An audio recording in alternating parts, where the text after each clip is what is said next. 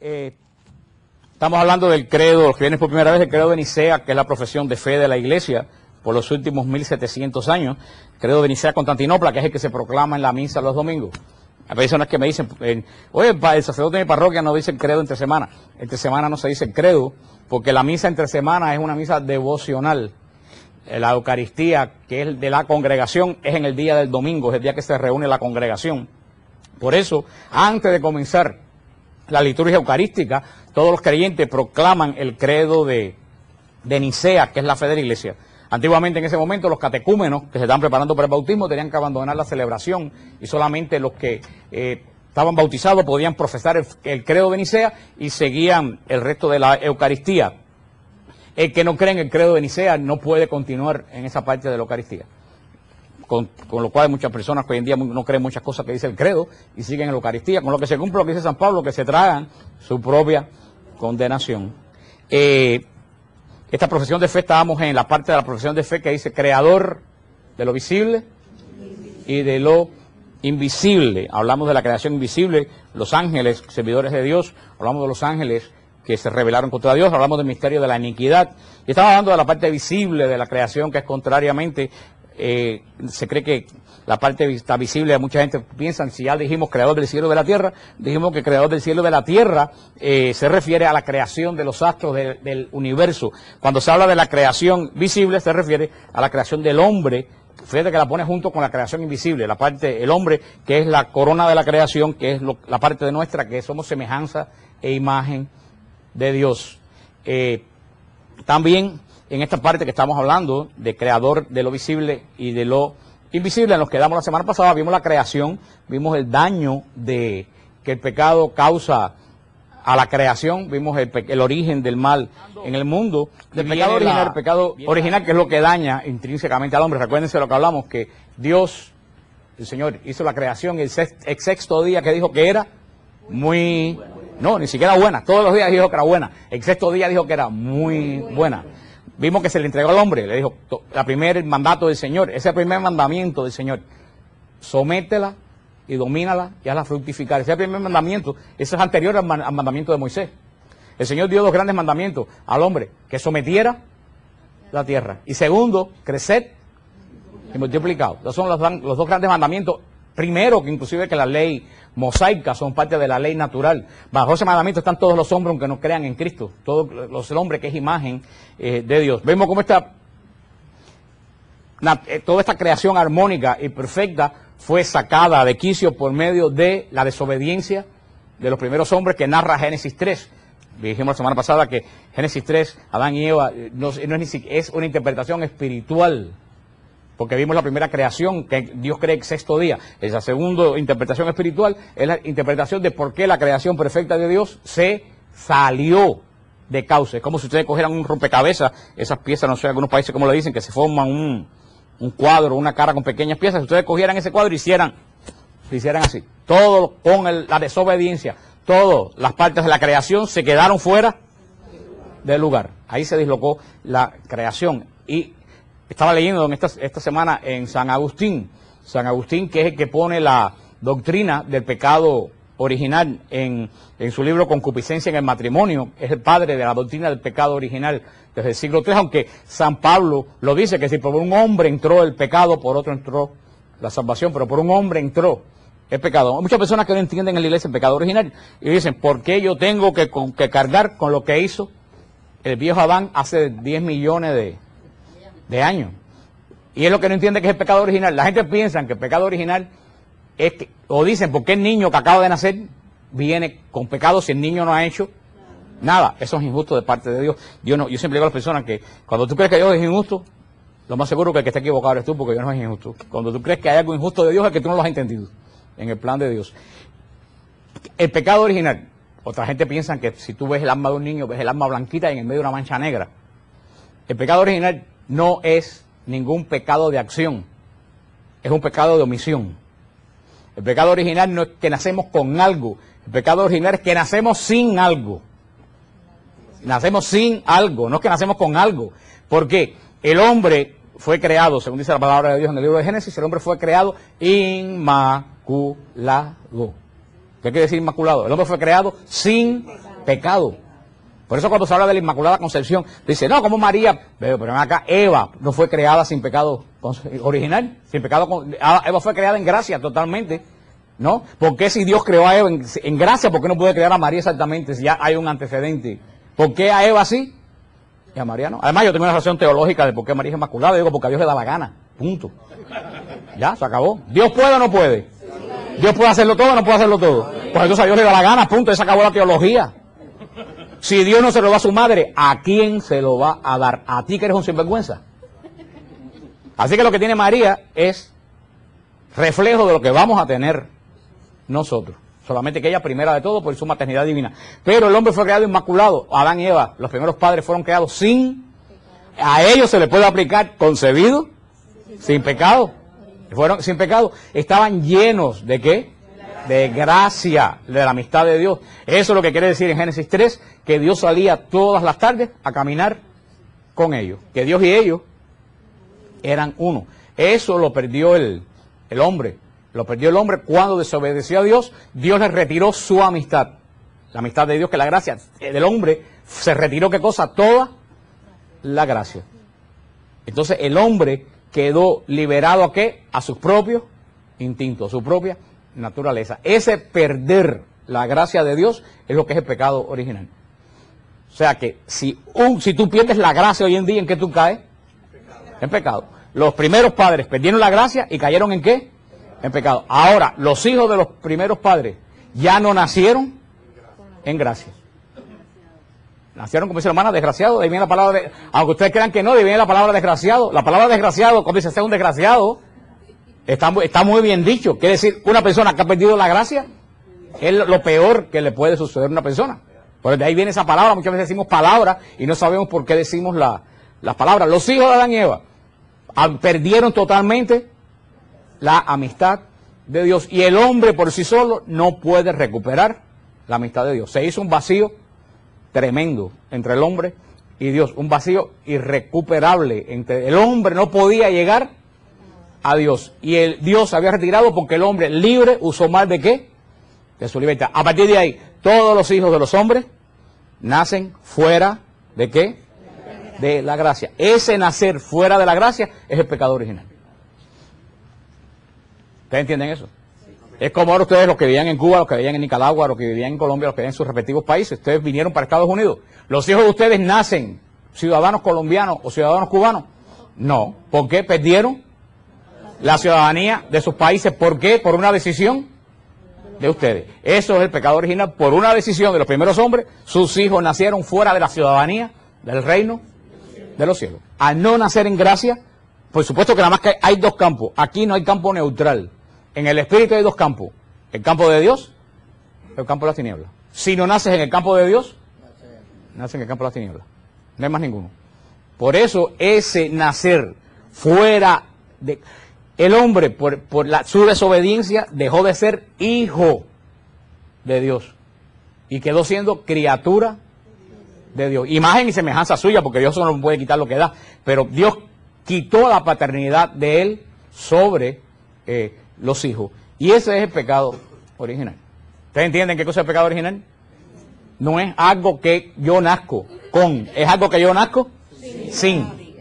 Cuando uno ve así, uno entiende qué cosa es el pecado original. No es nada descabellado que yo lo heredo porque sí. No, fueron por una decisión, nos quedamos totalmente destituidos de la gracia de Dios. Cuando lleguemos a la parte del credo, creo en un Señor Jesucristo, vamos a ver la justificación, la santificación, vamos a ver cómo esa gracia de Dios regresa a nosotros por medio de la pasión y muerte del Señor Jesucristo y por medio de las aguas del bautismo, que es la regeneración, cuando nacemos de nuevo como hijos de Dios. Eso lo veremos cuando, para eso vino Jesús, para restituirnos a nosotros la dignidad de hijos de Dios. Por medio del bautismo, lo vamos a ver después, pero estamos todavía en la primera parte de la creación. Por eso el hombre perdió la gracia. Por eso que al pueblo de Israel, en el Antiguo Testamento, dice, pero mira que esa gente hacían atrocidades, mira que cometían errores en el Antiguo Testamento. Hermano, tenían que cometer atrocidades, tenían que cometer errores. Si nosotros con la gracia nos equivocamos y cometemos atrocidades, ¿cuánto más Israel que no tenía? Nada. Ahí el pecado que las personas hacían, acuérdense que no había redención. Ahí dice que juzgamos mal a los judíos. Ellos no tenían redención. Pecados que ellos hacían, caía sobre ellos y ahí se quedaba. Por generaciones, de generaciones. Acuérdense que no había redención. Por eso el culto de Israel era un culto tan seco. ¿Cómo no va a ser un culto seco si no estaba el Espíritu Santo?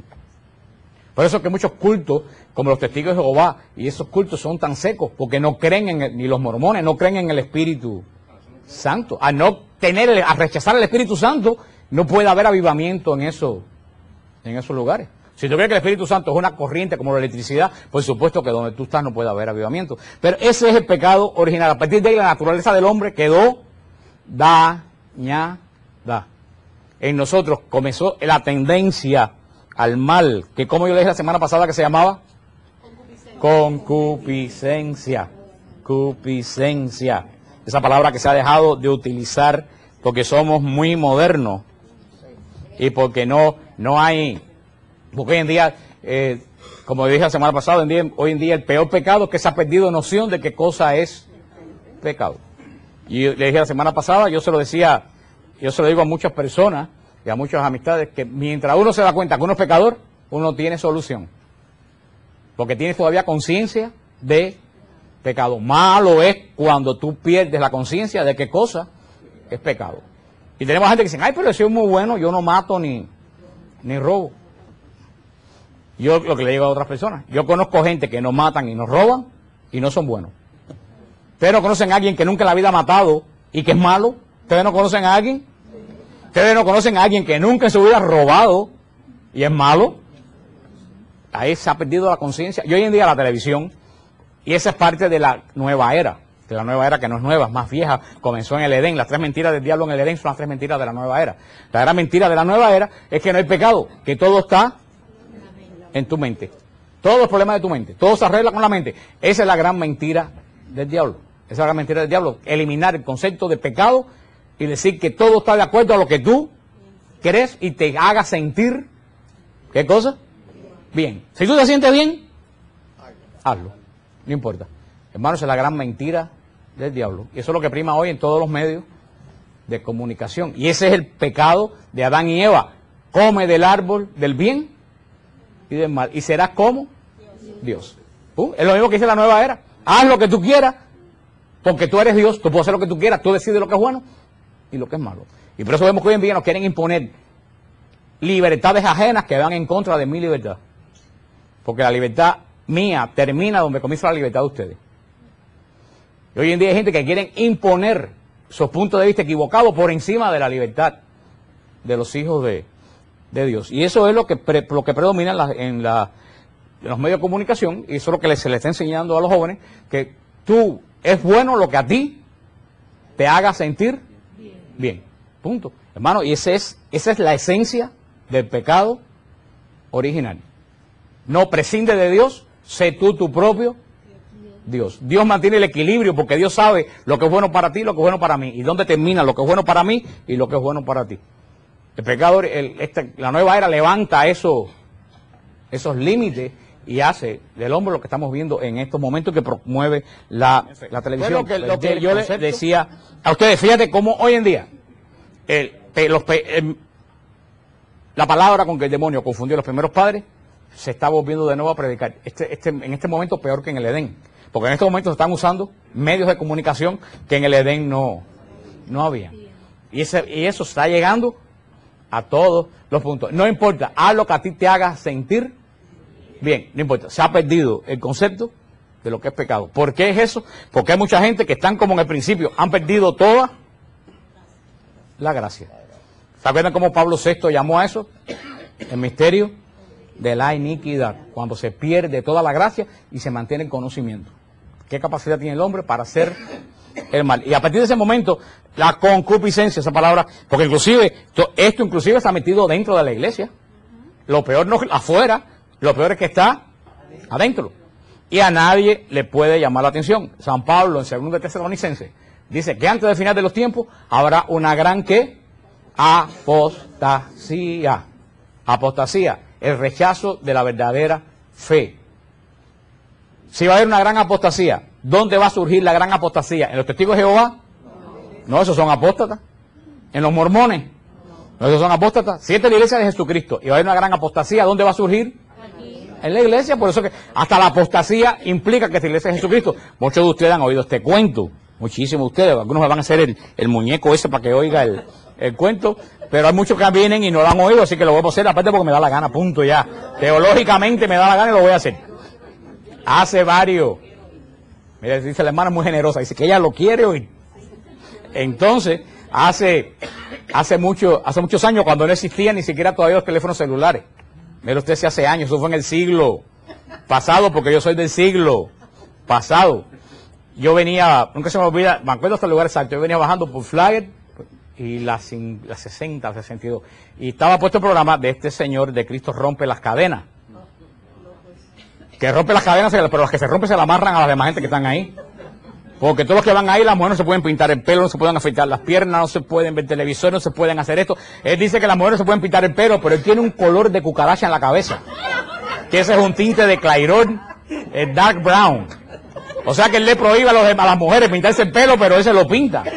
Pero bueno, ese es otro punto. Este señor estaba desgalillándose en el radio diciendo que salieran de la Iglesia Católica, que la Iglesia Católica era la gran ramera de Babilonia, lo mismo de siempre, diciendo que su iglesia estaba llena de ex católicos, porque era la iglesia católica que se iba a quedar desnuda como la ramera de Babilonia. Le digo porque no había celular todavía, porque yo me bajé en la Chevron que está en la 57 y Flagler y puse dinero en los teléfonos esos todavía eran 25 centavos, mira hace tiempo de eso, puse la moneda, como era la hora almuerzo no había muchas llamadas y pude entrar al programa. Y él me dijo, buenos días, varón, dígame. Le digo, no, pastor, tengo una pregunta para usted. Dígame usted, varón, porque él habla así muy retórico. Le digo, pastor, ¿estamos a los finales de los tiempos? ¿Sí o no? Él me dijo, definitivamente estamos en los finales de los tiempos. A lo mejor Jesús viene ahora y yo me voy con el micrófono en la mano para el cielo. Él le dijo, entonces estamos claros que estos son los finales de los tiempos. Me dijo, claro que son los finales de los tiempos. Le digo, segundo, pregunta, pastor, usted dice que su iglesia está llena de ex católicos. Dice, mi iglesia está llena de católicos, tengo que poner sillas en el parqueo por todos los católicos que están viniendo para mi iglesia. Entonces, te damos al final de los tiempos y su iglesia está llena de ex católicos. Sí, hermano, usted está claro, ¿cuál es su pregunta? Digo, no, pastor, yo lo que no entiendo es que si Pablo dice en Tesalonicense que al final de los tiempos va a haber una gran apostasía. Y usted dice que estamos en los finales de los tiempos y su iglesia está llena, entonces su iglesia es la iglesia apóstata. ¿Me colgó? Pero es verdad o no es verdad. ¿No dice que los finales de los tiempos? Sí, Pablo no dice que antes de los finales de los tiempos va a haber una gran apostasía. ¿Y su iglesia no está llena? Entonces la iglesia es la iglesia apóstata. Porque al final de los tiempos la iglesia de Cristo va a tener tremendo problema. Y lo estamos viendo. Y la gran apostasía ya ha comenzado dentro de la iglesia. Por eso hay que tener cuidado, porque también hay sacerdotes y hay teólogos, también en la confesión sobre todo, mal guiando a las personas, diciendo, no, eso no es pecado. A mí me escriben a EWTN y me han escrito muchísimas personas, me escribió otro día un muchacho, me decía, yo me fui a confesar y dije que me masturbaba. Y el sacerdote me dijo que si era yo solo, que no era ningún pecado, que eso podía ser algo terapéutico para poder dormir. Hermano, lloro por ese sacerdote, porque yo no quiero estar en sus zapatos cuando él enfrente a Cristo. Porque si uno de la calle tiene pecado, un pastor de la iglesia que guíe mal a un alma, hermano, yo no doy 2 centavos por la salvación de esa persona. Y eso es más frecuente. ¿Por qué? Porque hasta dentro de la iglesia se ha perdido el concepto de pecado. Apostasía. Cuando en el catecismo está bien claro. ¿Cuántas personas yo conozco? Gente que han ido a ver a sacerdotes. Tengo un problema. Y lo primero que dicen, vete a un psicólogo. Los psicólogos son necesarios, yo no digo que no son necesarios, pero cuando tú vas a un psicólogo, él no te manda primero rezar un rosario. Si vienen aquí una persona que está buscando ayuda, es espiritual. Y antes de mandarle a un psicólogo, yo tengo que estar seguro que su problema no es espiritual. Si yo discierno que el problema de esa persona no es espiritual, como ha sucedido, y yo se lo he dicho a personas, mire hermano, busca ayuda profesional. Porque yo discerní que el problema de esa persona no es espiritual. Pero como una persona que viene buscando a la iglesia, yo lo voy a mandar a un psicólogo o a un médico, aunque primero yo discernir. Aquí a este ministerio han venido personas mandadas por psicólogos. a que hagan oración de liberación. Porque psicólogos que han visto, aunque han visto al revés, personas con discernimiento, que han visto que esa persona no tiene un problema físico, que tiene un problema espiritual, y la han mandado para acá. Bendito sea Dios. Yo creo que este caso, de este hermano que fue al grupo de nosotros, que tuvo un problema larguísimo, la esposa no podía salir en estado, la esposa lo abandonó un día, llegó a la casa y no le había dejado nada, el colchón encima del piso. Y la esposa se había perdido, fue a ver a un sacerdote, su problema le dijo que fuera un psicólogo. Pero no creo que la persona le dijo, no, busca a Cristo primero. Buscó a Cristo, y la mujer que no podía salir en estado, a los 4 años tenía 2 hijos. Y cuando fue al ginecólogo la primera vez, el ginecólogo le dijo, mira hija, no te hagas idea, tú tienes un fibroma, tú no puedes salir en estado, te lo puedo asegurar. Y el fibroma ya tiene 8 años. Ahora, si ese muchacho va al psicólogo, lo llenan de pastillas, y el problema que él tenía no era físico, era espiritual, porque él nos confesó a nosotros que él se casó el día del sacramento del matrimonio, estaba totalmente endrogado. Una cosa que empieza así, no puede. Un matrimonio que comience insultando la santidad de Dios no puede seguir bien. Por eso se ha dejado de hablar de la concupiscencia. Concupiscencia viene del latín muy parecido, concupiscentia. ¿Qué cosa es la concupiscencia? Es la resistencia interna hacia la sumisión de un mejor estilo de vida. Es la resistencia que yo hago a ir a un nivel de vida mucho mejor. Esa resistencia en mí, ¿quién la causa? El pecado, las consecuencias del pecado original. Aunque yo vuelvo a ser adoptado como hijo de Dios, en el bautismo yo soy, vamos a ver cuando lleguemos a Cristo, yo soy adoptado en el bautismo como hijo de Dios, pero me quedan en mi carne las consecuencias ¿de qué? De pecado, que es muy fuerte porque nací dañado y yo soy adoptado. Yo tengo un hermano que adoptó un niño, hijo de él, lo adoptó, y ese niño se dieron cuenta después que el niño creció un poco, que tiene un problema psicológico terrible. Y sigue siendo hijo de él, pero tiene un problema. Nosotros somos adoptados por Dios, pero seguimos teniendo nuestro problema porque nacimos con problemas, nacimos fuera de la gracia. Por eso es la resistencia que tenemos nosotros al bien. Dice el diccionario de la Real Lengua de la Academia Española, la concupiscencia es en la moral católica deseos de los bienes terrenos y en especial apetito desordenado de placeres deshonestos. ¿Apetitos qué? Desordenados, de placeres deshonestos, esa es la concupiscencia. Y por eso, ¿en qué dice el diccionario de la Real Lengua que él dice esto? En la moral. Y yo me pregunto, ¿quién estudia hoy moral católica? ¿Nadie? ¿Se habla de moral católica? No, sin embargo, de ninguna moral. Sin embargo, en los medios de comunicación nos hablan de inmoral. ¿Qué cosa es inmoral? La no moral. Y a nuestros fieles no le estamos dando moral, porque tenemos miedo a predicar para que fulano no se ponga bravo, para que mengano no se ofenda, para que fulana no se... San Juan, tipos de concupiscencia. San Juan, en capítulo 1 del Evangelio de San Juan, capítulo 2, versículo 16, dice que hay 3 tipos de concupiscencia: de la carne, de los ojos y de la soberbia en la vida. La iglesia dice que el hombre tiene 3 enemigos, que es el mundo, el demonio y la carne. Son los 3 enemigos del hombre. 3 enemigos del hombre, ¿cuáles son? El mundo, el demonio y la carne. No es el mundo como sociedad. Cuando se dice el mundo, es el ansia desordenada de tener. El ansia desordenada de tener, ¿la iglesia cómo lo llama? El mundo. Esa es la primera concupiscencia. Ese es el primer enemigo que tiene mi vida espiritual. El mundo. ¿Qué cosa es el mundo? El ansia desorden. Fíjate que no es el ansia de tener, porque es bueno tener ansias de tener, porque tú tienes que progresar en la vida. Es el ansia ¿qué? Desordenada de tener, que nos lleva a vivir a un nivel de vida en el cual yo no pertenezco.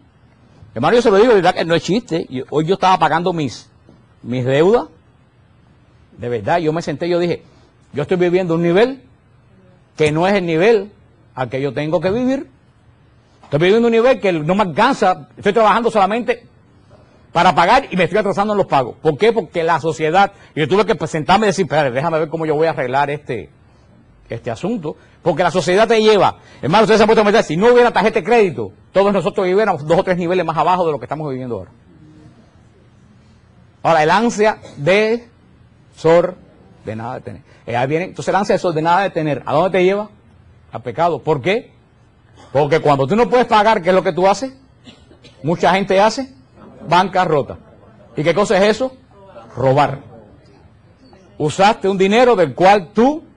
Yo estoy hablando de las personas que tienen negocio, no se puede llevarlo al extremo, y les va a amar en el negocio y tienen que fallar. Estoy hablando del relajo que hay hoy en día, que te anuncian en el televisor, gasta lo que te dé la gana y después ven, ya bancarrota. Porque hay personas que sí tienen que hacer bancarrota por problemas de negocio, otro tipo de cosas. Es cuando se hace bancarrota porque hemos tenido un deseo, ¿qué cosa? Desordenado. Eso es ambición. Eso es ambición. Eso es ambición. Yo conozco una persona, muy relacionada con mi familia, que iba a ser bancarrota. Que iba a ser bancarrota porque ya estaba. ¿Por qué? Porque estaba viviendo un nivel. Y cuando fue a hacer bancarrota estaba en el abogado. Ella sintió el Espíritu Santo que la redarguyó y le dijo, tú estás robando. Y tuvo que decir, no, yo no voy a hacer bancarrota. Y se fue. Y se fue. Pero ¿a qué te animan hoy en día los medios de comunicación? A robar. El mundo, no es el mundo, no es que el mundo es malo, es que cuando se dice mundo es el ansia desordenada de tener más trabajo, de tener más gente, y sacrificamos familia por tener más dinero y sacrificamos, es el ansia desordenada. El mundo. Segundo, el demonio. El demonio. ¿Cuál es la iglesia cuando representa el demonio? Es el ansia desordenada de poder. O sea, el mundo es el ansia desordenada de tener. El demonio es el ansia desordenada de poder. Oye, ¿cuántas personas hoy en día dan lo que sea por tener poder? Cualquier tipo de poder, aunque sea poder negativo. El lío es tener control. Puede ser un poder a control familiar sobre la familia, sobre la esposa, sobre el esposo, sobre los hijos. Puede ser un deseo desordenado, tener poder en la iglesia, en un ministerio, y querer imponer mi voluntad por encima de la voluntad de los demás. Gobernantes, pero también no solo gobernantes, a nivel personal, en concupiscencia, muchos de nosotros tenemos deseo desordenado de poder, de manipular a los amigos, de manipular a los hijos, de manipular al marido, a la esposa, a la gente que te rodean en el grupo de la iglesia. Y el tercero, la carne, es el deseo desordenado de placer. Eso es lo que es la carne. O sea, son los tres tipos de concupiscencia. El mundo, deseo desordenado de... El demonio, deseo desordenado de poder. Y la carne, deseo desordenado de placer. Porque, y eso no se habla tampoco en la iglesia. El placer sexual es bueno y es bendecido por Dios. Es más, cuando yo una vez yo le hice y me asombré, los animales no tienen placer cuando hacen las relaciones sexuales entre ellos.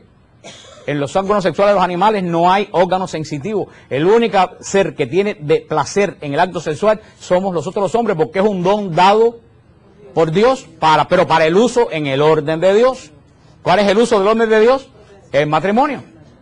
Ahora, cuando ese uso del placer sexual se hace desordenadamente por tu propio placer, ahí es el pecado de concupiscencia de la carne. Porque la gente piensa que la iglesia católica dice que el sexo es malo. La iglesia católica no dice que el sexo es malo. A tal punto que la iglesia católica es la única que ha hecho del sexo algo sagrado. En el sacramento del matrimonio ha elevado el sexo a algo santo. En el sacramento del matrimonio. Pero entonces, el sexo en la iglesia no es malo. El sexo en la iglesia es malo fuera del plan de Dios. Por eso, acuérdense de esto, que yo creo que no se habla desde la época que Sor María Jesús crucificado estaba haciendo el convento. Concupiscencia, el mundo, deseo desordenado de tener. Concupiscencia, el demonio, deseo desordenado de tercero, de pecado, de concupiscencia, la carne, deseo desordenado de placer. Con estas tres cosas Cristo fue. Pero también el placer no solamente puede ser sexual, puede ser muchos tipos diferentes. Ahí entra la bebida, la droga, la comida, todo. Puse el sexo porque eso es lo que más nos bombardean en la televisión, pero también nos bombardean con comida. A veces que estoy durmiendo, estoy viendo el televisor y me ponen unos platos a las 10 de la noche que el estómago más hace y me dan ganas de levantarme y irme para la raipisa. Pero eso y está en la esquina. Pero eso está preparado para eso. El deseo. Y con esos tres fue atacado Cristo. Cristo fue atacado con el placer de la carne. ¿Con qué? ¿Cree que tenía Cristo en el ayuno? hambre. ¿Qué le dijo el demonio? Haz que estas piedras se conviertan en pan. Ahí está el deseo, del deseo desordenado de la carne. Cristo tenía hambre, sacia tu hambre, pero para saciar tu hambre, usa el poder de Dios mal usado. Porque el poder de Dios no se lo dio a Cristo para transformar piedras en panes, se lo dio para anunciar el reino de Dios. Ahí está el problema. El problema es que el demonio quería que Cristo hiciera un milagro porque él se lo estaba proponiendo. Ahí no estaba el problema. El problema es que el demonio quería, es muy sutil, el demonio quería que Cristo se le sometiera. ¿Y en qué momento lo atacó? Cuando tenía hambre. El demonio sabe en qué momento tú estás débil en un lado de tu vida. Que es lo que le hablé de morder en él, calcañar. Lo tentó, ¿qué le dijo Cristo? La palabra de Dios, no solo de pan vive el hombre. Hermano, hoy en día muchas veces en nuestra vida tenemos que recordar nosotros eso. Que no solo de pan vive el hombre. ¿Cuántas veces echamos toda la vida por conseguir algo material y al final nos damos cuenta que cuando lo obtengo no me da satisfacción? Lo decía San Agustín. Me he estado llenando de cosas que no me dan satisfacción porque el hombre está creado para lo eterno. Solamente lo eterno llena al hombre. Si estamos creados para lo eterno, el hombre se llena con lo eterno. Cuando tratamos de llenar el ansia de eternidad con cosas que son limitadas, nos quedamos con hambre. Es como cuando tú comes poquito. El demonio atacó a Cristo con el poder. Cuando le dijo, tírate desde aquí, con el poder, llegó al pináculo del templo, a la esquina del templo, cuando estaba todo el mundo en el templo. Si Cristo se tira y los ángeles lo agarran, eso es fama, eso es poder. Pero el poder a Cristo entonces no le venía por la cruz, le venía por quién, por el demonio, se lo estaba proponiendo. Y por último, lo tentó con el tener. Todo esto te doy si te postras y me adoras. ¿Con qué le contestó Cristo las 3 veces? Con la palabra de Dios. Porque la palabra de Dios, lo dice San Pablo en Efesios, es la espada que tenemos para la lucha espiritual. Cuando el demonio te ataca, tú tienes que irle al demonio en contra. ¿Con qué? Ahora, si tú no conoces la palabra de Dios, entonces te buscas un azabache o un cristal de cuarzo. Entonces terminas con 3 demonios más arriba. ¿San Juan qué? Franco. Esto es otra cosa. Lo que estaba hablando otra cosa, lo voy a decir lo de San Juan. Recuérdense que esa es la esencia de esta parte del Evangelio de Cristo. El demonio quería que Cristo hiciera estas cosas por su iniciativa. Y eso es lo que quiere, eso también el demonio nos tienta a nosotros. El demonio quiere que nosotros hagamos cosas, no porque Dios me las pone en el corazón, sino porque Él me las sugiere. Como le decía ahorita, que decía Juan, que también habla de la concupiscencia, la primera epístola de San Juan, capítulo 2, versículo 16, dice que hay concupiscencia de la carne, de los ojos y de la soberbia. Concupiscencia de la carne, ya la vimos. Concupiscencia de los ojos, y hay que tener mucho cuidado, porque muchas veces todos estos problemas comienzan por lo que yo veo. Por eso es la palabra de Dios, que los ojos es la lámpara del cuerpo. La ventana de la vida. Tú primero, casi todas las cosas de pecado casi siempre entran por lo que tú ves. De ahí pasa al cerebro, y de ahí el corazón. Cuando digo el corazón no es el órgano, es el hacer. Por eso Santa Teresa de Jesús lo decía, que la imaginación era la loca de la casa. Que siempre, a un loco en la casa siempre hay que tenerlo amarrado. Uno tiene que tener cuidado con lo que ve y lo que te imagina. Concupiscencia de la carne, concupiscencia de los ojos. Tenemos que tener mucho cuidado dónde ponemos nuestros ojos más hoy en día, que donde quiera que tú miras todo te indica algo en contra de Dios. Y concupiscencia de la soberbia de la vida. ¿Qué cosa es la soberbia de la vida? El tener. Yo quiero estar por encima de vecino, por encima de por encima. Hermano, hoy en día, a mí no hace mucho, yo tengo un Trailblazer que me lo consiguió Ramón, que dice Lee. Ramón dice que vio algo en el carro mío que nunca en la vida había visto en ningún carro, en el carro que entregué. ¿Te acuerdas, Ramón, qué cosa era? No, aparte de eso, tú dime, no me descubras de esa forma, no era eso lo que yo quería. Cuando fuimos a cambiar la chapa, tú me dijiste que te habías visto en mi carro que tú jamás en la vida habías visto en tu vida en ningún lado. Ya se te olvidó. Que yo tenía la chapa agarrada con un tornillo de eso de extensión de meter en la pared. Yo tenía la chapa del carro amarrado con un tornillo de coger el chirrof. Como dice Raymond, me dice que nunca en la vida había visto eso en su vida. Pero yo tengo un carro que tiene 2 años nada más, mi carro está muy bueno. No, con allá le cambio religiosamente el aceite cada 3.000 millas. Pero a mí me llegó, no hace mucho me llegó un papel de la Chevrolet que me querían cambiar el carro, y me iban a dar un carro nuevo. Ya que no he visto yo en este país de lo que es pero volví a caer en la estupidez. Yo dije, yo sé que esto es propaganda, pero a lo mejor va y es verdad. Y me aparecí con mi papel en el lugar. Le dije, mire, yo no quiero cambiar mi carro, pero a mí me llegó, mi carro está bueno, pero a mí me llegó esto. Y el tipo se fue como la serpiente del Edén, se enroscó así en un carro. Y empezó a decirme, mira que este carro, mira lo que tiene. Le digo, ok, bueno, me lo cambias por mi carro. Sí, te lo cambiamos ahora mismo por tu carro, solamente tienes que dar $7,000. Y te va a subir $300 la letra. Yo dije, espera, frena. Pero ya me lo presentó que ya yo estaba diciendo, ay, la verdad que yo, para vivir necesito. Ya yo veía el carro mío, que media hora antes era nuevo, ya yo lo veía viejo, lleno de cascado, con la alfombra manchada, ya yo lo veía. Hasta que yo frené y yo dije, no, hermano, olvídame la llave, olvídate del asunto, yo no tengo ninguna necesidad de cambiar mi carro. Y con él me fui. Pero otra persona, que a lo mejor el Espíritu Santo no lo redarguye, te sale de ahí con más el problema de lo... Porque así es como está diseñado esta sociedad, para llevarte al enredarte en el poder, en el tener cosas que tú... Y San Agustín, que es uno de los grandes padres de la iglesia, decía una cosa tremenda, y ojalá que todos ustedes se lo graben bien. San Agustín decía, todo lo que a ti te sobra, se lo has robado a los pobres. ¿Te lo puedo decir? San Agustín decía, todo lo que a ti te sobra, se lo has robado a los pobres. Así que todo en este país que a nosotros nos sobra, ha sido robado.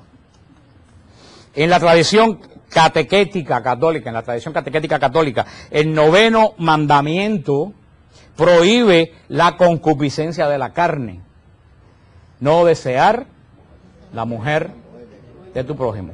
En el caso de ser mujer, porque a veces que los mandamientos están dirigidos a los hombres, porque en la ley, en la antigua alianza, las mujeres no eran parte de la alianza, pero eso se aplica tanto al hombre como a la mujer. No desear la mujer. Eso va en contra, prohíbe la concupiscencia de la... Y el 10º prohíbe la concupiscencia de la ambición, del tener, del mundo. No codiciar los bienes ajenos. Así que los dos mandamientos finales van en contra de la concupiscencia. La concupiscencia entonces es ¿qué cosa? Pecado. Concupiscencia, apetito sensible que contraría la obra de la razón. Les voy a dar algunos puntos que se quede de la concupiscencia. ¿De dónde procede la concupiscencia? De la desobediencia del primer pecado.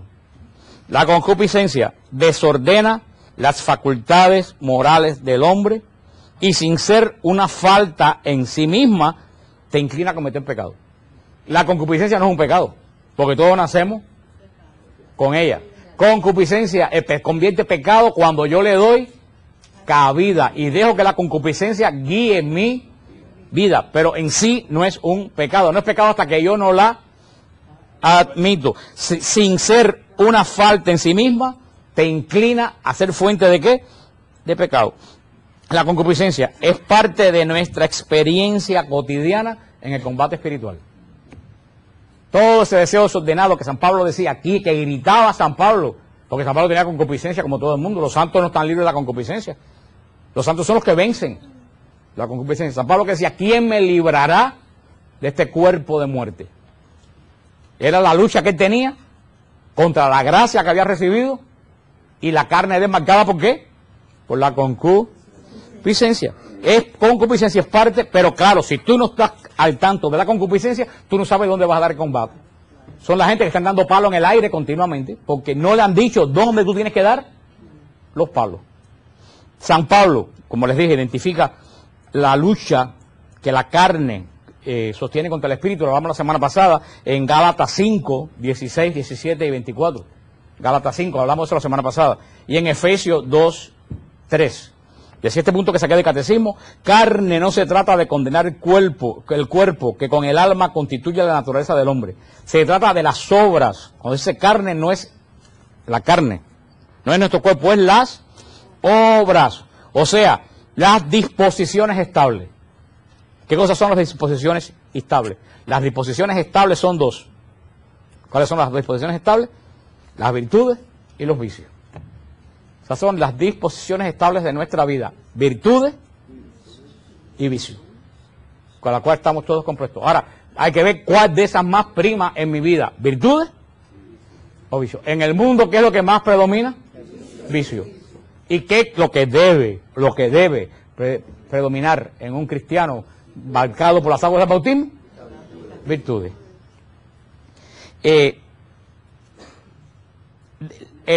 Dice el catecismo, dentro del corazón salen las intenciones malas, como dice Mateo 15, 19, asesinato, adulterio, fornicaciones, es lo que decía el Señor. La lucha, dice el catecismo, la lucha contra la concupiscencia de la carne pasa por el corazón. Cuando decimos corazón no quiere decir el órgano físico, decimos el corazón en la Biblia quiere decir el hacer tuyo. Por eso nuestra batalla de la concupiscencia pasa por el corazón. La sexta bienaventuranza, recuérdense lo que el Padre Francesco habló en el retiro del monasterio en diciembre del año pasado y lo que el Padre Francesco va a hablar en el retiro del monasterio en diciembre de este año. El Padre Francesco va a hablar de las bienaventuranzas como plenitud de los mandamientos. El Padre Francesco dijo, así que eso va a estar de alquilar balcones y hay gente que se están apuntando, aunque el retiro ya está lleno de junio, hay gente que se está apuntando para el retiro. Yo el retiro de diciembre ni lo voy a anunciar, porque yo sé que se va a llenar, no lo voy a anunciar ni siquiera en Radio Paz ni en ningún lugar. Pero el Padre Francesco decía que nadie pudo cumplir los mandamientos. Nadie, Cristo solamente. Sin embargo, todos podemos cumplir las bienaventuranzas. Porque las bienaventuranzas es los mandamientos en la gracia. Es la bienaventuranza. Y eso es lo que va a dar el Padre Francesco. Pero lo que decía el catecismo de la iglesia, la sexta bienaventuranza es la bienaventuranza de los que han vencido la concupiscencia, porque la sexta bienaventuranza dice, bienaventurados los limpios de corazón, los que han ganado la batalla del corazón, porque esos verán a Dios. Esa es la bienaventuranza de las que ganaron. Bienaventurados los limpios de corazón, los que dieron la batalla contra la concupiscencia. Los corazones limpios son los que han ajustado su inteligencia y su voluntad a las exigencias de la santidad de Dios. Es donde está el asunto. ¿Quiénes son estos corazones limpios que van a ver a Dios? El hombre, acuérdense que tiene inteligencia, pero tiene también voluntad. El hombre se compone de inteligencia y de voluntad. Inteligencia para ver el medio ambiente y procesarlo. Y voluntad para actuar de acuerdo a lo que yo procesé de la inteligencia que Dios me dio. Ahora, si tu inteligencia está dañada, tu voluntad está aniquilada. Son la gente que actúan siempre de mal en peor, de mal en peor. Porque la inteligencia está dañada y la voluntad está puesta al servicio del mal. Por eso dice que quien ajusta su inteligencia y su voluntad, quien ajusta su inteligencia y su voluntad, ¿a la qué? A la exigencia de la santidad de Dios.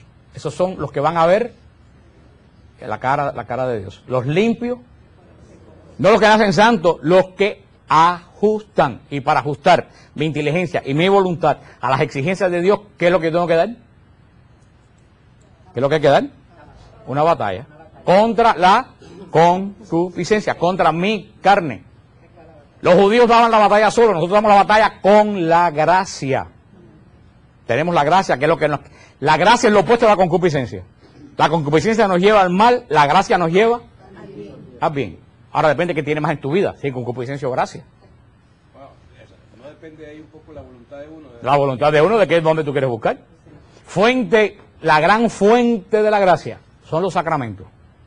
Y es la gran fuente de la gracia. La principal fuente de gracia es el bautismo.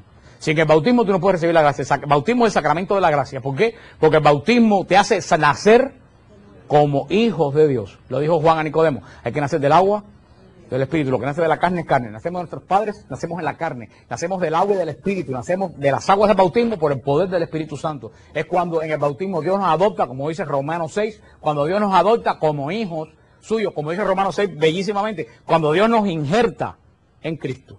Ese es el segundo nacimiento. Dice, yo fui al retiro de Salvador y me convertí. No, nací de nuevo. Tú no naces de nuevo en ningún retiro. Tú en un retiro te conviertes. Tú naces de nuevo en las aguas del bautismo, que es cuando Dios te adopta como hijo de Él. Ese es el nacimiento espiritual. Ahora, tú, la concupiscencia te aparta de Dios, si tú en un retiro, te convierte, vuelves a qué? Al momento original de tu bautismo. A adoptar tu voluntad a Dios. Los sacramentos, primero que nada, bautismo, que es sacramento, porque sin el bautismo no hay gracia.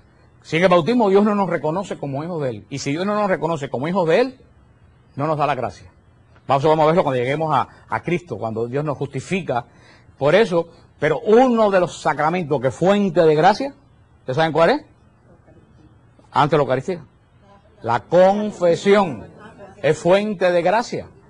Tú no puedes convocar si no estás en gracia. La confesión es una de las armas principales que tenemos para luchar contra la concupiscencia. Porque la gente piensa que la confesión, nada más que voy a decirle al cura lo que yo hice mal. No. Lo que la gente no sabe es que la confesión tiene poder de liberación. La confesión tiene poder de liberación. Mucha gente, mejor que los pecados, los ataques del demonio que son por pecado, mejor que una oración de liberación le viene una confesión. La confesión tiene poder de liberación y la confesión tiene poder de sanación. Aparte que perdonan los pecados. Cada confesión, por eso las personas se recomiendan que aunque tú no tengas pecado mortal, lo cual es muy difícil de creer, pero si hay una persona que ha llegado a tal grado de santidad que en cualquier momento ascienda a los cielos como Rubén, pues en Jacksonville, pues si dice, aunque tú no tengas pecado, es bueno que de vez en cuando te confieses para recibir. Y por supuesto, el gran chorro de la gracia es la Eucaristía. Porque es Dios que se hace contigo uno, común unión. Dios se hace uno contigo. La Eucaristía es la fuente de la gracia. Fuente de la gracia, la lectura de la palabra de Dios. Sobre todo les recomiendo, ahora te contesto a ti, sobre todo te recomiendo la Lectio Divina, que tanto el Santo Padre Benedicto XVI ha recomendado, la Lectio Divina, que es la oración que tiene 2000 años de la Iglesia, que es leer la palabra, pero no leerla para estudiarla con la mente, leer la palabra para que se grabe en él. Corazón, lo pueden buscar en el internet. Lectio Divina es la lectura de la palabra de Dios en oración. Y todo, la lectura de la palabra de Dios es fuente de gracia. La oración, por supuesto, que es fuente de gracia. Pero sobre todo, vuelvo a decir, después del bautismo, la gran fuente de gracia es la confesión. Porque si tú oras en pecado, tu oración no sirve.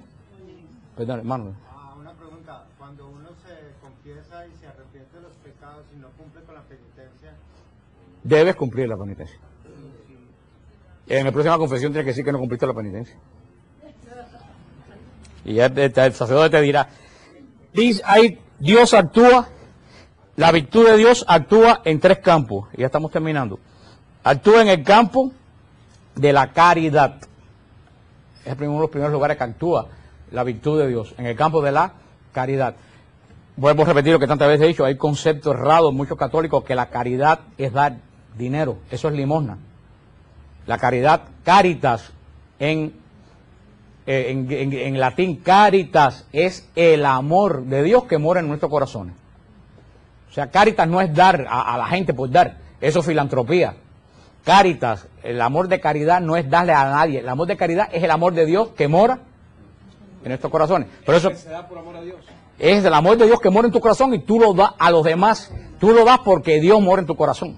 Es por eso que el himno de la caridad, Corintios 13 de San Pablo, Corintios le dice, aunque reparta todos mis bienes a los pobres. Para mucha gente, si repartir todos los bienes a los pobres, ¿qué cosa es eso? Para mucha gente, caridad. Pero dice San Pablo, aunque reparta todos mis bienes a los pobres, si no tengo caridad, si el repartir mis bienes a los pobres no sale de una iniciativa del amor de Dios en mi corazón, San Pablo lo pone por encima de la fe. Dice San Pablo, aunque tenga fe, como para mover montañas, y esto no son obras fe de milagro, fe. San Pablo no distingue entre fe de milagro y la fe del Señor. Aunque tenga fe, como dijo Cristo, para mover montañas, y no tengo caridad, no soy nada. Es el amor de Dios que mora en mi corazón y que es el motivo de todas mis acciones.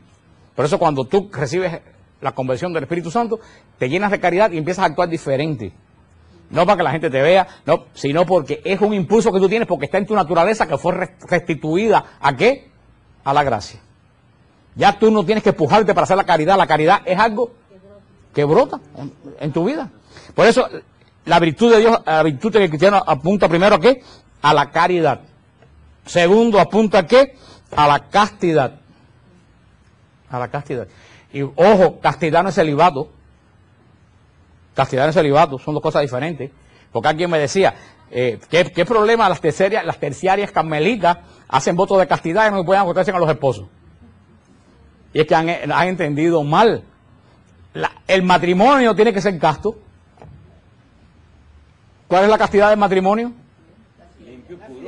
No ser infiel. O sea, todo el matrimonio está llamado a la castidad. ¿Qué cosa es la castidad en el matrimonio? No ser infiel. No mirar lo que a ti no te importa en otra gente. No desear lo que tú...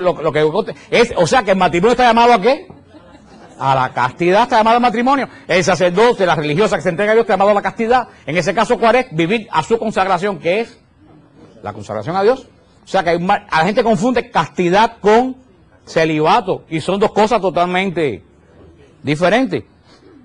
Y el amor, la otra área donde trabaja la virtud de Dios, es en el amor de la verdad y la ortodoxia de la fe. Cuando tú recibes, tú vences la concupiscencia y entras a vivir en el amor de Dios, Dios te lleva a buscar la verdad. Y segundo, ¿qué cosa? No solo la verdad, la ortodoxia de la fe. Por eso, esta noticia que me llegó esta semana, que fue muy buena, yo se la pasé con ustedes, dice... Washington, D.C., mayo 8 del 2007. Francis Beckwith renunció esta semana a su cargo de presidente de la Sociedad Teológica Evangélica de Estados Unidos. El motivo, regreso a la Iglesia Católica en la que creció y que abandonó para abrazar el protestantismo. El presidente de la Sociedad Teológica Evangélica, una asociación más poderosa, dice... Beckwith relata que comenzó su regreso a la fe, oigan, lo que yo le he dicho muchas veces, en la que creció cuando decidió leer algunos padres de la iglesia. Porque yo le dije, el que lee los padres de la iglesia, se da cuenta que la iglesia que fundó Jesucristo es católica. En enero, dice él, por sugerencia de un amigo querido, comencé a leer los padres de la iglesia, así como algunos trabajos más sofisticados sobre la justificación en autores católicos. Me empecé a convencer que la iglesia primitiva es más católica que protestante, y que la visión católica de la justificación correctamente comprendida es bíblica e históricamente definible. El experto estaba dispuesto a regresar a la Iglesia Católica cuando terminara su servicio como presidente en noviembre del próximo año. Sin embargo, su sobrino de 16 años, que también se convirtió, le pidió ser su padrino de confirmación el 13 de mayo y por eso adelantó su decisión. Y como eso, ¿cuánto? Yo quiero decirle que las grandes conversiones del protestantismo que han habido en estos últimos años, Scott Hahn, Jeff Calvin, Wood, el pastor Wood, este señor, las grandes conversiones que han habido han comenzado por leer los padres de la iglesia. Por eso que dimos las clases de los padres, le insistí tanto a ustedes que leyeran los padres de la iglesia para que vieran cómo era la iglesia del siglo I. El que encuentra esta victoria de la virtud de Dios, encuentra y le da ansia de buscar ¿qué cosa? La verdad y la ortodoxia de la fe. Dice, terminando, existe un vínculo entre la pureza del corazón, la del cuerpo y la de la fe. Oye, esto es tremendo. Dice que existe un vínculo tremendo entre la pureza del corazón, la del cuerpo y la de la fe. Dice que ese es un vínculo. El vínculo, ¿por dónde comienza? Por la pureza del corazón. Cuando tú tratas de empezar a caminar en la voluntad de Dios, esa pureza del corazón te lleva ¿a dónde? A la del cuerpo. Si tú comienzas a caminar en la pureza de Dios, tú empiezas a querer actuar en tu vida agradando a Dios. Y después que tú tratas de tu vida de agradar a Dios, tú empiezas ¿a qué? A buscar la verdadera fe. Bueno, ya no me queda mucho. Decía San Agustín, creía que la continencia dependía de mis propias fuerzas, las cuales no sentía en mí, siendo tan necio que no entendía lo que estaba escrito, que nadie puede ser continente si tú, Señor, no se lo das. Y cierto que tú me lo dieras, si con interior gemido llamase a tus oídos y con fe sólida arrojase en ti mi cuidado. San Agustín dice, todo el don viene cuando yo clamo a ti y me arrojo en ti. ¿Por qué? Porque mucha gente trata de dar estas batallas ellos mismos. Y querido hermano, uno mismo no puede. Necesita los sacramentos. Y fíjate qué interesante. Hoy en día, ¿cuál es el sacramento menos usado de toda la iglesia? La confesión.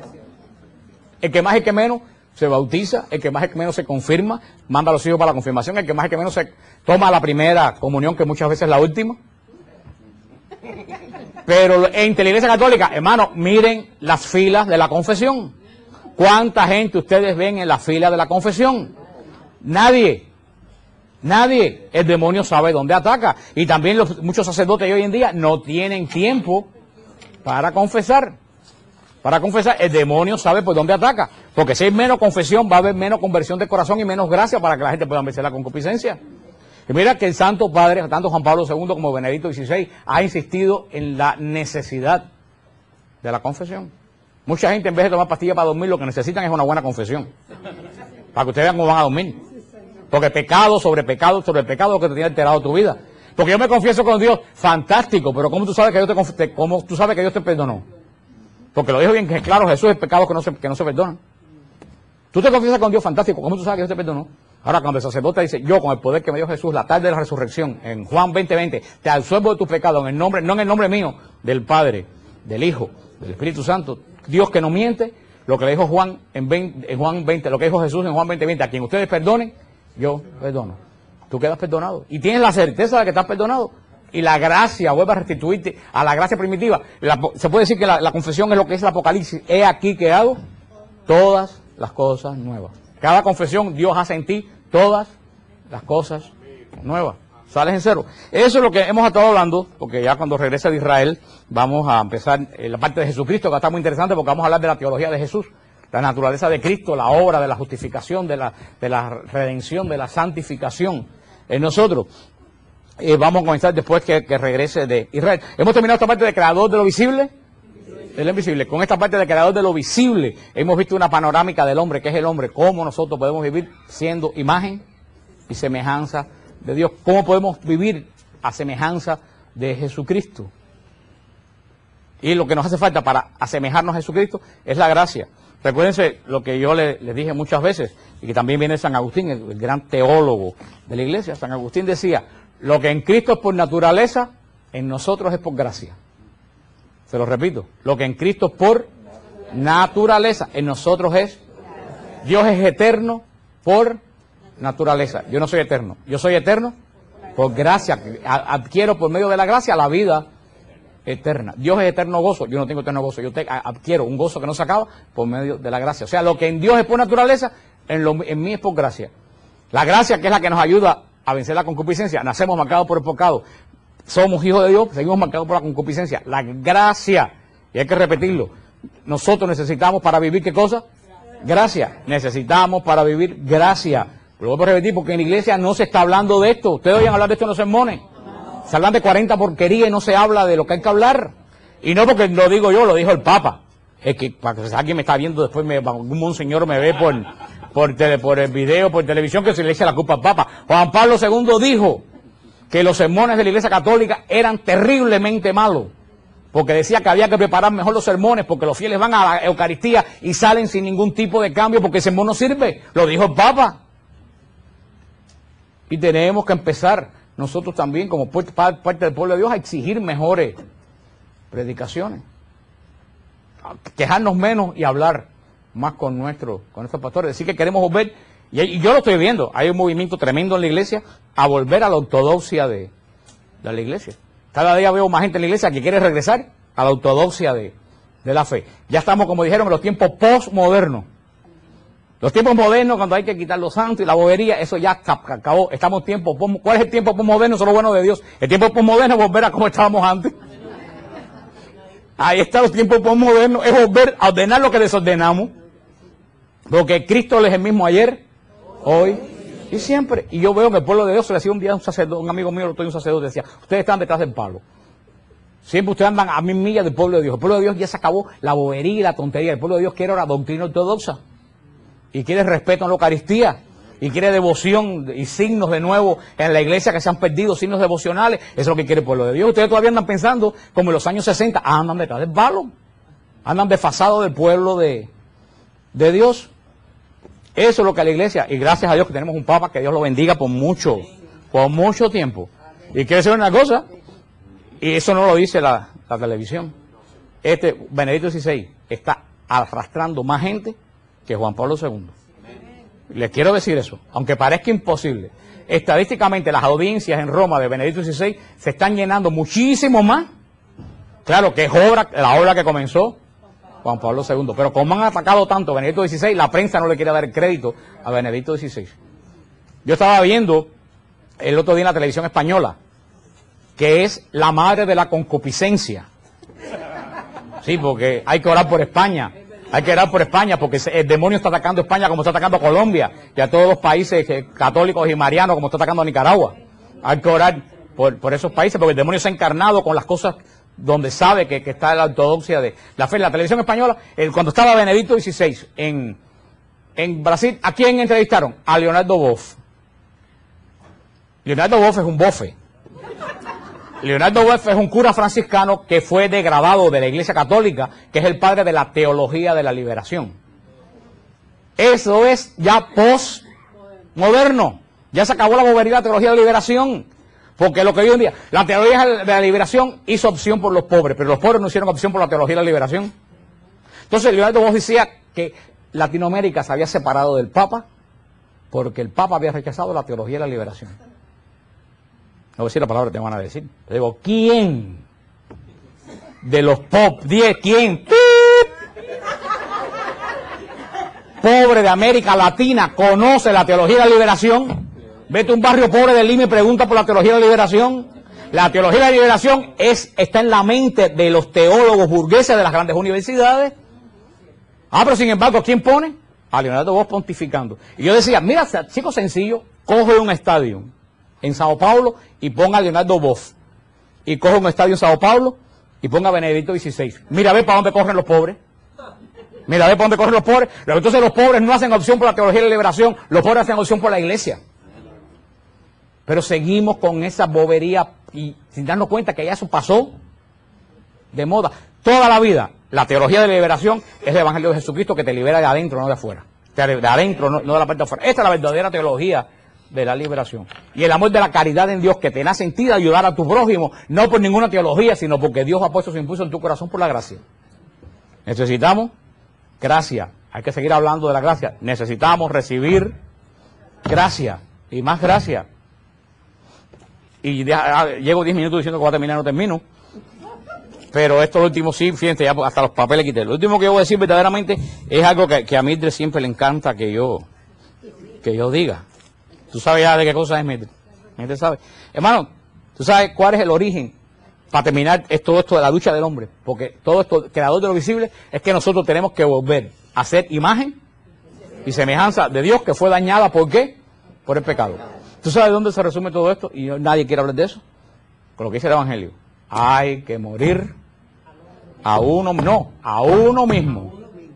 Al hombre viejo te moriste, pero después que te mueras al hombre viejo tienes que morirte día a día a uno mismo. Voy a repetir, hay que morir a uno mismo. Y no al pecado, porque al pecado se muere fácil, pero morirse a yo cuesta más trabajo que morir. Tú renuncias al pecado y al vicio de la droga y te entregas a Cristo fantásticamente, pero sigues amarrado, ¿tú sabes a qué? A yo.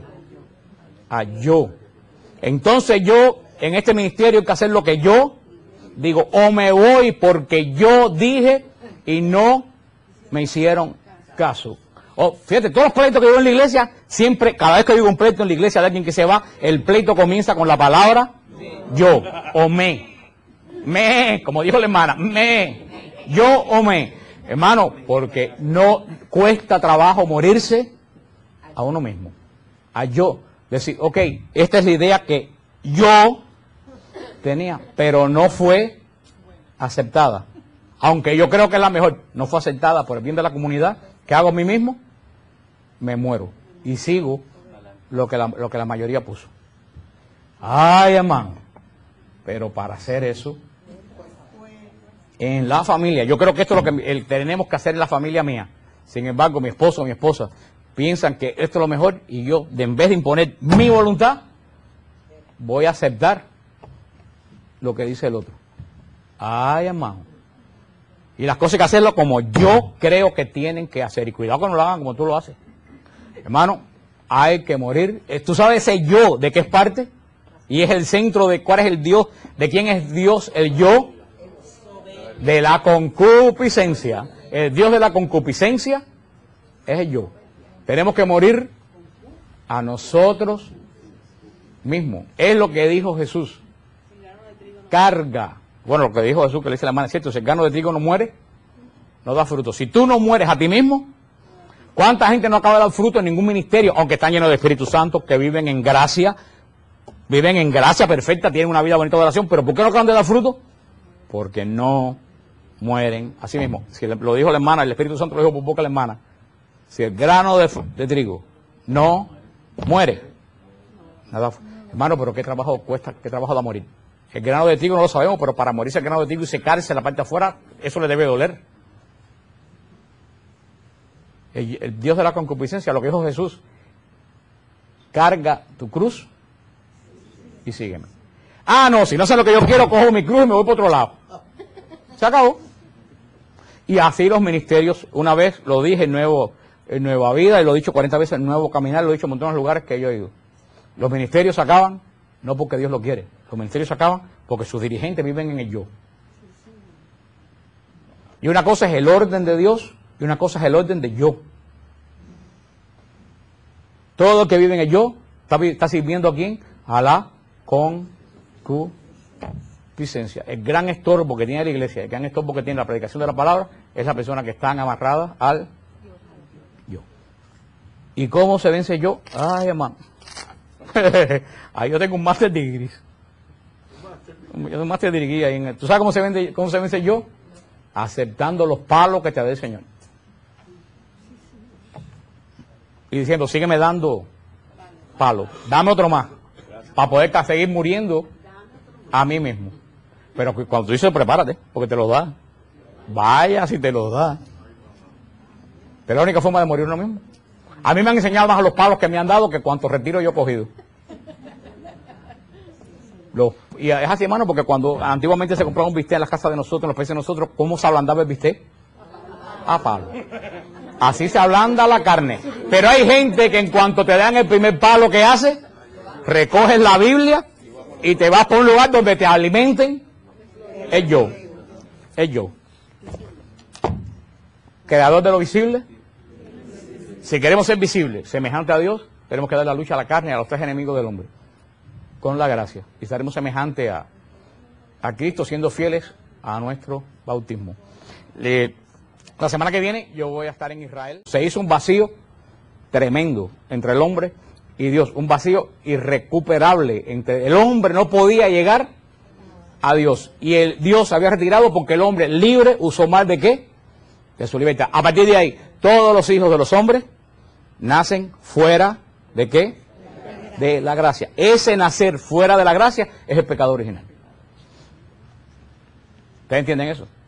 Es como ahora ustedes, los que vivían en Cuba, los que vivían en Nicaragua, los que vivían en Colombia, los que vivían en sus respectivos países, ustedes vinieron para Estados Unidos. ¿Los hijos de ustedes nacen ciudadanos colombianos o ciudadanos cubanos? No. ¿Por qué? Perdieron la ciudadanía de sus países. ¿Por qué? Por una decisión de ustedes. Eso es el pecado original. Por una decisión de los primeros hombres, sus hijos nacieron fuera de la ciudadanía del reino de los cielos. Al no nacer en gracia, por supuesto que nada más que hay dos campos. Aquí no hay campo neutral. En el espíritu hay dos campos. El campo de Dios y el campo de las tinieblas. Si no naces en el campo de Dios, naces en el campo de las tinieblas. No hay más ninguno. Por eso ese nacer fuera de... El hombre, por su desobediencia, dejó de ser hijo de Dios. Y quedó siendo criatura de Dios. Imagen y semejanza suya, porque Dios no puede quitar lo que da. Pero Dios quitó la paternidad de él sobre los hijos. Y ese es el pecado original. ¿Ustedes entienden qué cosa es el pecado original?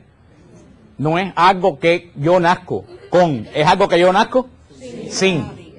Cuando uno ve así, uno entiende qué cosa es el pecado original. No es nada descabellado que yo lo heredo porque sí. No, fueron por una decisión, nos quedamos totalmente destituidos de la gracia de Dios. Cuando lleguemos a la parte del credo, creo en un Señor Jesucristo, vamos a ver la justificación, la santificación, vamos a ver cómo esa gracia de Dios regresa a nosotros por medio de la pasión y muerte del Señor Jesucristo y por medio de las aguas del bautismo, que es la regeneración, cuando nacemos de nuevo como hijos de Dios. Eso lo veremos cuando, para eso vino Jesús, para restituirnos a nosotros la dignidad de hijos de Dios. Por medio del bautismo, lo vamos a ver después, pero estamos todavía en la primera parte de la creación. Por eso el hombre perdió la gracia. Por eso que al pueblo de Israel, en el Antiguo Testamento, no dice, pero mira que esa gente hacían atrocidades, mira que cometían errores en el Antiguo Testamento. Hermano, tenían que cometer atrocidades, tenían que cometer errores. Si nosotros con la gracia nos equivocamos y cometemos atrocidades, ¿cuánto más Israel que no tenía? Nada. Ahí el pecado que las personas hacían, acuérdense que no había redención, hay veces que juzgamos mal a los judíos, ellos no tenían redención, pecados que ellos hacían, caía sobre ellos y ahí se quedaba, por generaciones, de generaciones. Acuérdense que no había redención. Por eso el culto de Israel era un culto tan seco. ¿Cómo no va a ser un culto seco si no estaba el Espíritu Santo? Por eso es que muchos cultos, como los testigos de Jehová, y esos cultos son tan secos, porque no creen ni los mormones no creen en el Espíritu Santo. Al rechazar el Espíritu Santo, no puede haber avivamiento en esos lugares. Si tú crees que el Espíritu Santo es una corriente como la electricidad, por supuesto que donde tú estás no puede haber avivamiento. Pero ese es el pecado original. A partir de ahí la naturaleza del hombre quedó dañada.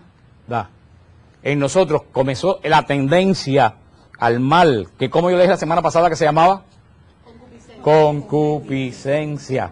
Concupiscencia. Esa palabra que se ha dejado de utilizar porque somos muy modernos y porque no hay... Porque hoy en día, como dije la semana pasada, hoy en día el peor pecado es que se ha perdido noción de qué cosa es pecado. Y le dije la semana pasada, yo se lo digo a muchas personas y a muchas amistades, que mientras uno se da cuenta que uno es pecador, uno tiene solución.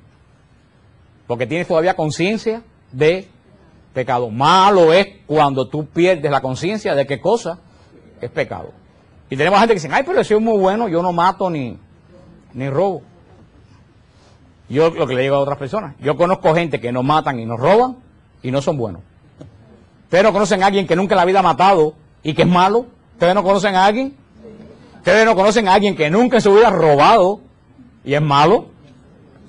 Ahí se ha perdido la conciencia. Y hoy en día la televisión, y esa es parte de la nueva era, que no es nueva, es más vieja, comenzó en el Edén. Las 3 mentiras del diablo en el Edén son las 3 mentiras de la nueva era. La gran mentira de la nueva era es que no hay pecado, que todo está en tu mente. Estamos hablando del credo, los que vienen por primera vez, el credo de Nicea, que es la profesión de fe de la Iglesia por los últimos 1700 años. El credo de Nicea Constantinopla, que es el que se proclama en la misa los domingos. Hay personas que me dicen, oye, el sacerdote de mi parroquia no dice el credo entre semana. Entre semana no se dice el credo, porque la misa entre semana es una misa devocional. La Eucaristía, que es de la congregación, es en el día del domingo, es el día que se reúne la congregación. Por eso, antes de comenzar la liturgia eucarística, todos los creyentes proclaman el credo de Nicea, que es la fe de la Iglesia. Antiguamente, en ese momento, los catecúmenos que se estaban preparando para el bautismo tenían que abandonar la celebración y solamente los que estaban bautizados podían profesar el credo de Nicea y seguían el resto de la Eucaristía. El que no cree en el credo de Nicea no puede continuar en esa parte de la Eucaristía. Con lo cual hay muchas personas que hoy en día no creen muchas cosas que dice el credo y siguen en la Eucaristía, con lo que se cumple lo que dice San Pablo, que se tragan su propia condenación. Esta profesión de fe, estábamos en la parte de la profesión de fe que dice creador de lo visible y de lo invisible. Hablamos de la creación invisible, los ángeles, servidores de Dios, hablamos de los ángeles que se rebelaron contra Dios, hablamos del misterio de la iniquidad, y estamos hablando de la parte visible de la creación, que es contrariamente, se cree que la parte está visible, mucha gente piensa, si ya dijimos creador del cielo y de la tierra, dijimos que creador del cielo y de la tierra se refiere a la creación de los astros del universo. Cuando se habla de la creación visible, se refiere a la creación del hombre. Fíjate que la pone junto con la creación invisible, la parte, el hombre, que es la corona de la creación, que es la parte de nuestra, que somos semejanza e imagen de Dios. También en esta parte que estamos hablando de creador de lo visible y de lo invisible, nos quedamos la semana pasada, vimos la creación, vimos el daño que el pecado causa a la creación, vimos el origen del mal en el mundo, del pecado original, el pecado original, que es lo que daña intrínsecamente al hombre. Recuérdense lo que hablamos, que Dios, el Señor, hizo la creación el sexto día, que dijo que era muy, no, ni siquiera buena, todos los días dijo que era buena, el sexto día dijo que era muy buena. Vimos que se le entregó al hombre, le dijo, el primer mandato del Señor, ese primer mandamiento del Señor, sométela y domínala y hazla fructificar. Ese es el primer mandamiento. Eso es anterior al mandamiento de Moisés. El Señor dio dos grandes mandamientos al hombre: que sometiera la tierra. Y segundo, crecer y multiplicado. Esos son los dos grandes mandamientos. Primero, que inclusive que la ley mosaica son parte de la ley natural. Bajo ese mandamiento están todos los hombres, aunque no crean en Cristo. Todos los hombres que es imagen de Dios. Vemos cómo toda esta creación armónica y perfecta fue sacada de quicio por medio de la desobediencia de los primeros hombres que narra Génesis 3. Dijimos la semana pasada que Génesis 3, Adán y Eva, es una interpretación espiritual, porque vimos la primera creación, que Dios cree el sexto día. Esa segunda interpretación espiritual es la interpretación de por qué la creación perfecta de Dios se salió de cauce. Es como si ustedes cogieran un rompecabezas, esas piezas, no sé, algunos países como le dicen, que se forman un cuadro, una cara con pequeñas piezas. Si ustedes cogieran ese cuadro y hicieran así, todo con la desobediencia, todas las partes de la creación se quedaron fuera del lugar. Ahí se dislocó la creación. Y estaba leyendo esta semana en San Agustín, que es el que pone la doctrina del pecado original en su libro Concupiscencia en el Matrimonio. Es el padre de la doctrina del pecado original desde el siglo III, aunque San Pablo lo dice, que si por un hombre entró el pecado, por otro entró la salvación, pero por un hombre entró el pecado. Hay muchas personas que no entienden en la iglesia el pecado original y dicen: ¿por qué yo tengo que cargar con lo que hizo el viejo Adán hace 10 millones de años? Y es lo que no entiende que es el pecado original. La gente piensa que el pecado original es que, o dicen, ¿por qué el niño que acaba de nacer viene con pecado si el niño no ha hecho nada? Eso es injusto de parte de Dios. Yo siempre digo a las personas que cuando tú crees que Dios es injusto, lo más seguro que el que está equivocado eres tú, porque Dios no es injusto. Cuando tú crees que hay algo injusto de Dios es que tú no lo has entendido en el plan de Dios. El pecado original, otra gente piensa que si tú ves el alma de un niño, ves el alma blanquita y en el medio una mancha negra. El pecado original no es ningún pecado de acción, es un pecado de omisión. El pecado original no es que nacemos con algo, el pecado original es que nacemos sin algo. Nacemos sin algo, no es que nacemos con algo. Porque el hombre fue creado, según dice la palabra de Dios en el libro de Génesis, el hombre fue creado inmaculado. ¿Qué quiere decir inmaculado? El hombre fue creado sin pecado. Por eso cuando se habla de la Inmaculada Concepción, dice, no, como María, pero acá Eva no fue creada sin pecado original, sin pecado, Eva fue creada en gracia totalmente, ¿no? ¿Por qué si Dios creó a Eva en gracia, por qué no puede crear a María exactamente si ya hay un antecedente? ¿Por qué a Eva sí y a María no? Además yo tengo una razón teológica de por qué María es inmaculada, digo porque a Dios le da la gana, punto. Ya, se acabó. ¿Dios puede o no puede? ¿Dios puede hacerlo todo o no puede hacerlo todo? Pues entonces a Dios le da la gana, punto, se acabó la teología.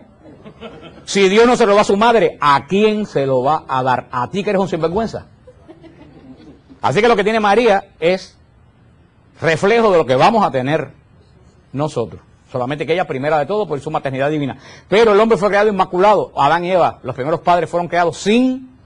A ellos se les puede aplicar concebido, sin pecado. Fueron sin pecado. Estaban llenos ¿de qué?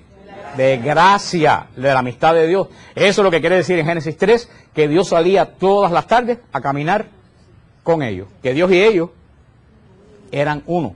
Eso lo perdió el hombre. Lo perdió el hombre cuando desobedeció a Dios. Dios le retiró su amistad. La amistad de Dios, que la gracia del hombre se retiró, ¿qué cosa? Toda la gracia. Entonces el hombre quedó liberado ¿a qué? A sus propios instintos, a su propia naturaleza. Ese perder la gracia de Dios es lo que es el pecado original. O sea que si tú pierdes la gracia hoy en día, ¿en qué tú caes? En pecado. Los primeros padres perdieron la gracia y cayeron ¿en qué? En pecado. Ahora, los hijos de los primeros padres ya no nacieron en gracia.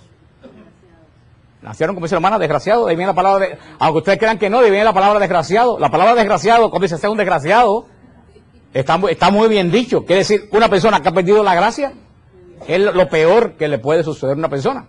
Por de ahí viene esa palabra. Muchas veces decimos palabras y no sabemos por qué decimos las palabras. Los hijos de Adán y Eva perdieron totalmente la amistad de Dios. Y el hombre por sí solo no puede recuperar la amistad de Dios.